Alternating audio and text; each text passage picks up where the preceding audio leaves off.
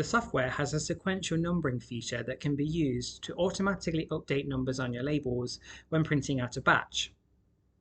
To create these, firstly click on Add New Variables, choose Counter from the list, and then click Create Variable. This will then add the counter to your list of variables. To use this, simply click and drag onto your label, where you can then resize and move around as required.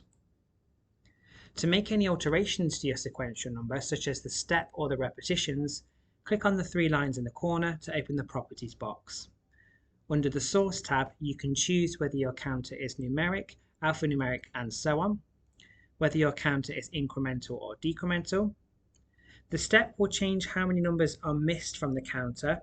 So for example, when set to 1, the counter will go 1, 2, 3, 4. However, if set to 2, the counter will then go 1, 3, 5, 7, and so on. Repetitions is how many times the sequential number is repeated, and the initial value is where the counter will start from every time.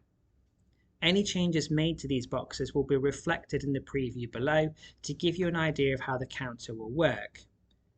If you would like to choose what number to start printing from, tick Prompt at Print Time, and you're also given the option to add in a message that will appear at the print point.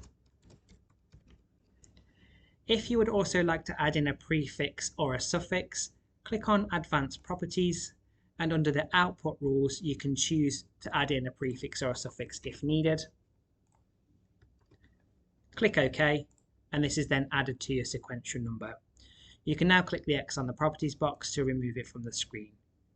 If you would also like to apply your sequential number to a barcode, click on the drop-down arrow to the side of barcode, choose Counter, and then click onto your label, where a barcode will then be created for you. Once your label design is complete and you're ready to print, click on Print. When printing a batch of labels, make sure Pages is selected, and then if you're choosing to put in your number, type in your first number, and when you click away from this, the preview will update to reflect this as well.